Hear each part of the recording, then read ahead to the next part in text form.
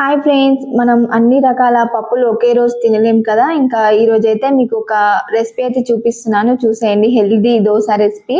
ముందుగా ఒక కప్పు అలసందలు తీసుకున్నానండి, ఒక కప్పు రాగులు, ఒక కప్పు సజ్జలు, హాఫ్ కప్పు అరికలు అయితే వేసుకున్నాను. మీ మిల్లెట్స్ ఏమున్నా వేసుకోవచ్చు.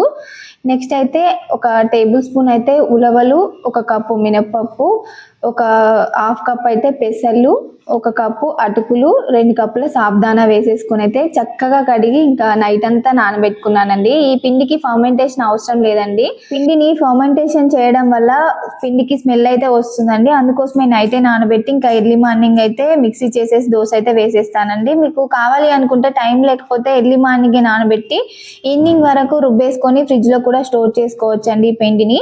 ఇందులో మిల్లెట్స్ కానీ పప్పులు అన్ని వేయడం వల్ల మనకు కావాల్సిన ప్రోటీన్ కానీ ఫైబర్ కానీ, రాగుల వల్ల ఫైబర్ ఇలా ఉంటుంది. ఒకసారి అయితే ట్రై చేయండి తప్పకుండా. ఎలా వచ్చిందో కామెంట్